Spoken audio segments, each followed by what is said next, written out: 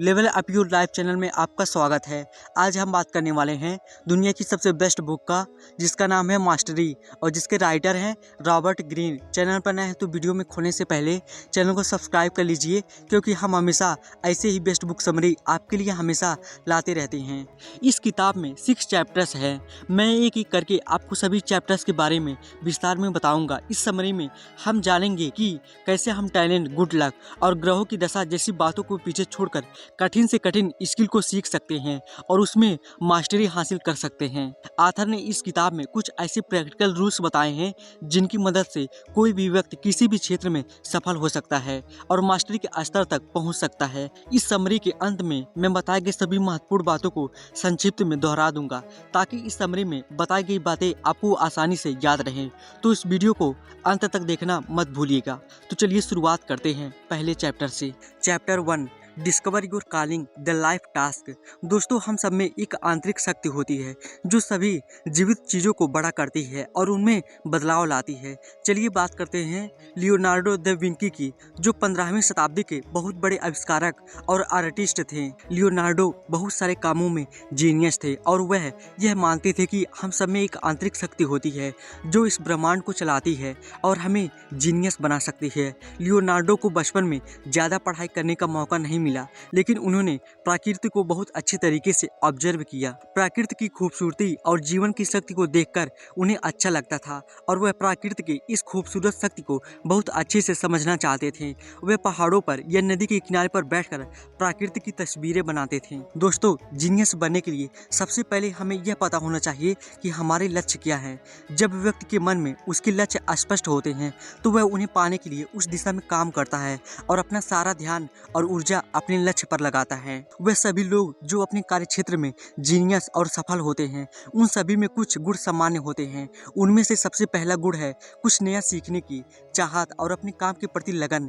Genius लोग हमेशा जानते हैं कि उन्हें क्या करना है और वह हमेशा अपने काम के प्रति समर्पित होते हैं। सर इसाक न्यूटन कहते थे कि वह ग्रेविटी के बारे में हर रोज सोचते थे और उस पर काम करते थे, इसलिए वह ग्रेविटी के नियम की खोज करने में सफल हुए। अल्बर्ट आइंस्टाइन कहते थे कि उनकी सफलता के पीछे उनकी कुछ नया करने की चाहत, कड़ी मेहनत और काम के लिए उनकी लगन थी। लेखक रॉबर्ट ग्रीन ने हमें अपने जीवन का उद्देश्य ढूंढने के लिए कुछ तरीके बताए हैं। Number 1, return to your origin. बहुत से सफल लोगों का झुकाव उसी काम की तरफ होता है जिसे वह बचपन से ही करना चाहते थे। आपको यह सोचना होगा कि जब आप छोटे थे तो आपको किस काम का शौक था। नंबर 2, ऑक्यूपाई द परफेक्ट नीश।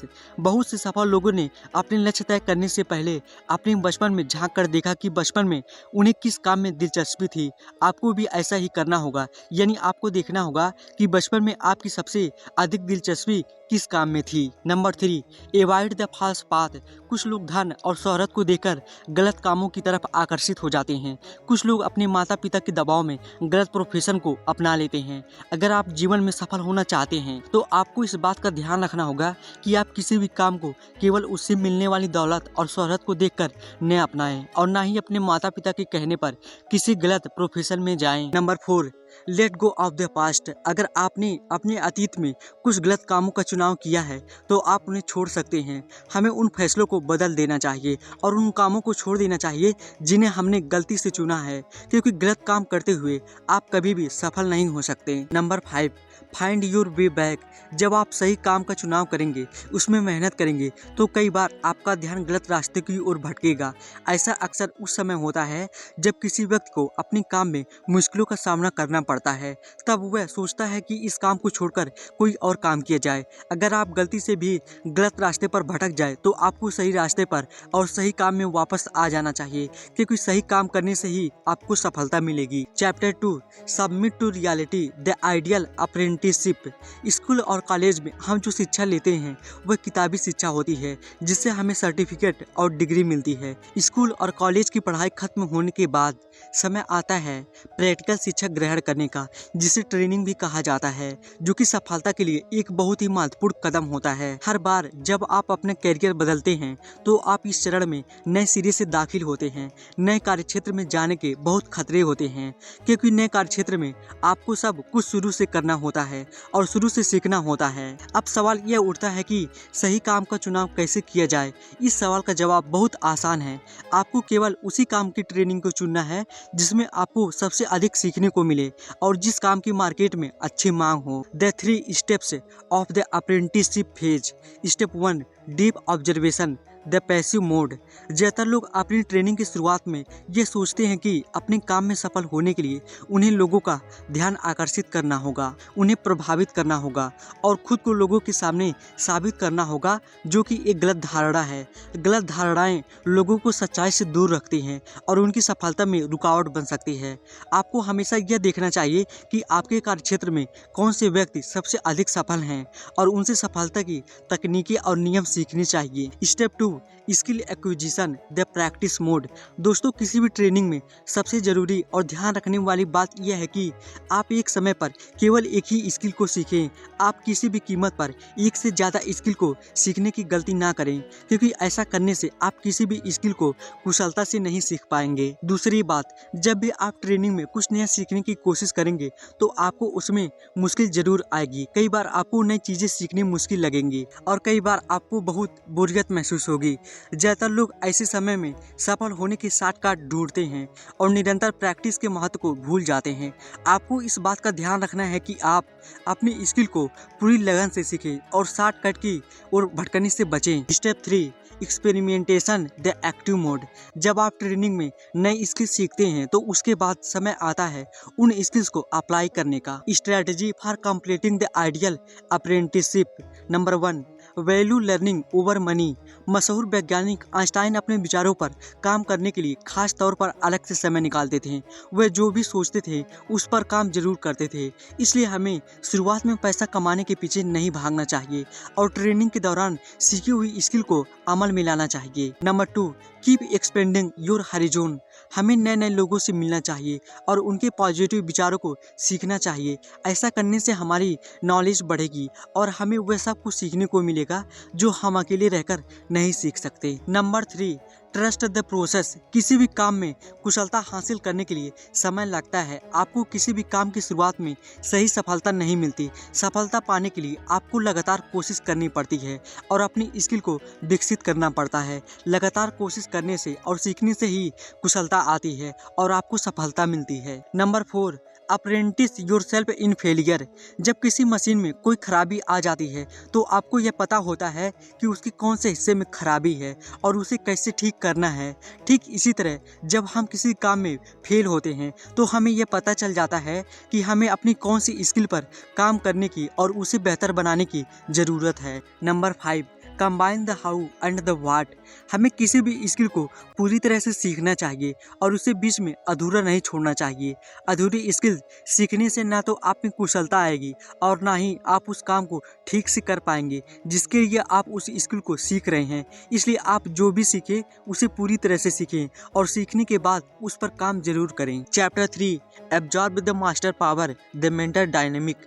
गुरु और शिष्य का रिश्ता कुछ भी सीखने के लिए सबसे अच्छा रिश्ता होता है। अच्छे गुरु अपने शिष्यों का ध्यान उनके लक्ष्य पर करवाते कराते हैं और उन्हें चुनौती देते हैं। वह केवल अपना ज्ञान ही नहीं, अपना अनुभव भी अपने शिष्यों को देते हैं। आपका काम है सही गुरु का चुनाव करना, जिसके पास आपके काम से संबंधित ज्ञान और अनुभव हो। ऐसे गुरु का चुनाव करें जो आपको अपने जीवन का लक्ष्य हासिल करने में मदद कर सके। दूसरी ओर, अगर आपके सर्कल में अच्छे शिक्षक नहीं हैं तो किताबें आपके लिए सबसे अच्छे शिक्षक साबित हो सकती है। इसलिए हमें हमेशा किताबें पढ़नी चाहिए और उनसे सीखते रहना चाहिए। Strategy for depending the mentor dynamic.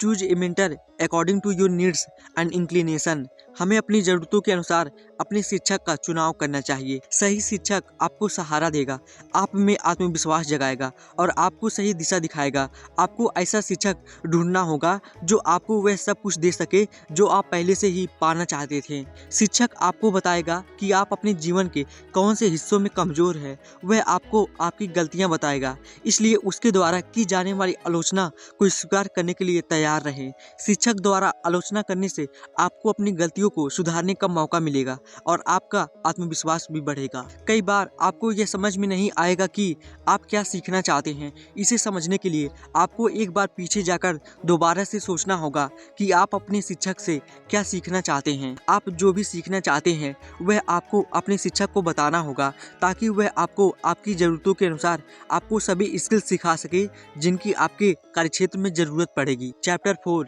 C people as they are, social intelligence.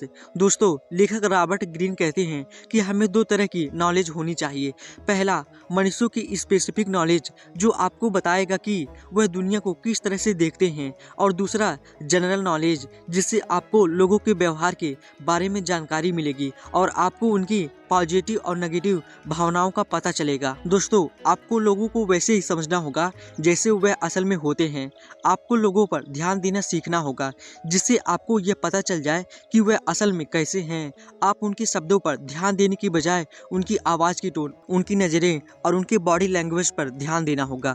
आप लोगों से बात ऐसे करें जिससे वह भावनाओं में बह जाएं, क्योंकि इमोशनल होकर वह आपको अपने बारे में ज़्यादा बताएंगे। किसी भी व्यक्ति का असली स्वभाव तभी पता चलता है जब वह गहरी भावनाओं में डूब जाता है, जैसे कि तनाव में होना या बहुत उत्साहित होना। अगर आप ध्यान से देखेंगे तो जब कोई व्यक्ति बहुत अधिक तनाव में होता है या बहुत खुश और उत्साहित होता है तो उसका असली स्वभाव आपके सामने उजागर हो जाता है। कुछ लोगों का असली स्वभाव तब पता चलता है जब वह बहुत गुस्से में होते हैं। ऐसा करने से आप लोगों के बारे में अच्छी तरह से जान पाएंगे और उनके साथ वैसा ही व्यवहार करेंगे। Chapter 5, awaken the dimensional mind, the creative active. आप जैसे जैसे अपने काम के बारे में सीखते हैं और अपने कार्यक्षेत्र के नियमों को अच्छी तरह से जानते हैं, वैसे वैसे आपका दिमाग पहले से ज़्यादा सक्रिय हो जाता है और आप इस ज्ञान को अपनी ज़रूरतों और इच्छाओं के अनुसार उपयोग करने की कोशिश करते हैं।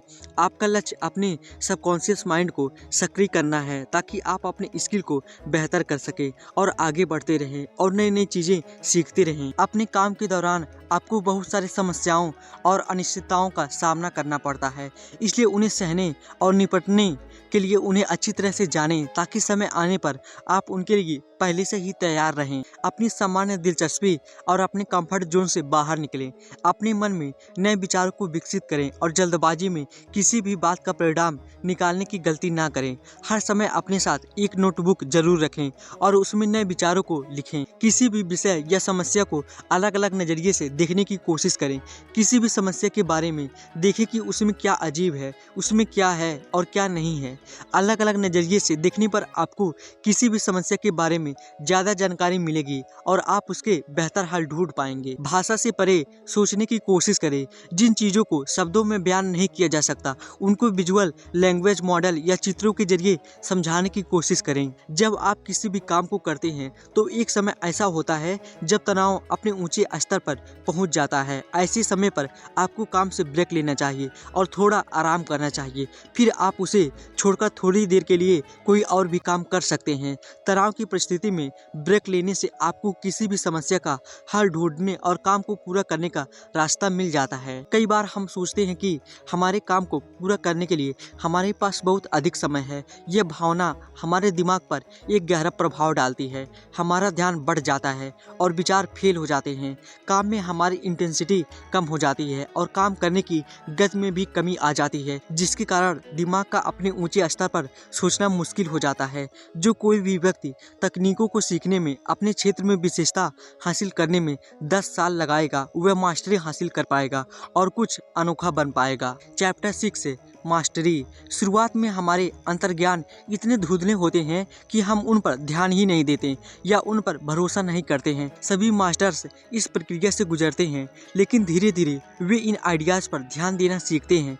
इनमें से कुछ लोग जहां हैं वहीं रह जाते हैं, लेकिन कुछ लोग इन आइडियाज़ की बदौलत मास्टरी को हासिल कर लेते हैं। किसी भी कॉम्पिटिटिव माहौल में जीतने वाले या हारने वाले दोनों तरह के लोग होते हैं। जिस व्यक्ति के पास बड़ी सोच होती है और जिसका नज़रिया असीमित होता है वही विजेता होता है। इसका सीधा सा कारण यह है कि ऐसा व्यक्ति हर समय आगे की सोच रखता है और कैसी भी परिस्थिति को नियंत्रित करने की क्षमता रखता है।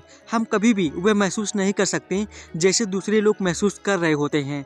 हम हमेशा चीज़ों को बाहरी तौर पर देखते हैं, जो कि बहुत सारी गलतफहमियों और समस्याओं का कारण होता है। इसलिए हमें चीज़ों को दूसरों के नज़रिए से भी देखने की कोशिश करनी चाहिए। तो दोस्तों, यह इस वीडियो में बताया गया आखिरी चैप्टर था और जैसा कि मैंने आपसे कहा था कि इस वीडियो के अंत में मैं दिए गए सारे महत्वपूर्ण पॉइंट्स को दोहरा दूंगा। तो चलिए सारे महत्वपूर्ण बातों पर एक बार फिर से नज़र डाल लेते हैं। नंबर 1, जीनियस बनने के लिए सबसे पहले हमें यह पता होना चाहिए कि हमारे लक्ष्य क्या है। जब व्यक्ति के मन में उसके लक्ष्य स्पष्ट होते हैं तो वह उन्हें पाने के लिए उस दिशा में काम करता है और अपना सारा ध्यान और ऊर्जा अपने लक्ष्य पर लगाता है। नंबर 2, एक समय पर केवल एक ही स्किल को सीखें।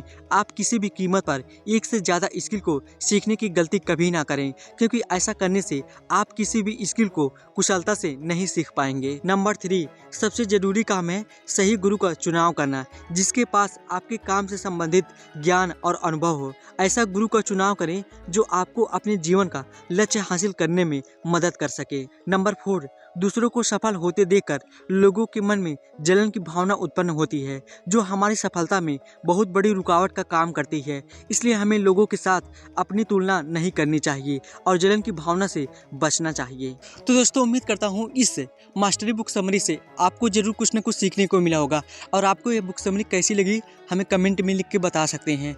और इसके बाद मिलते हैं नेक्स्ट वीडियो में एक और बेस्ट बुक समरी के साथ। Thank you so much.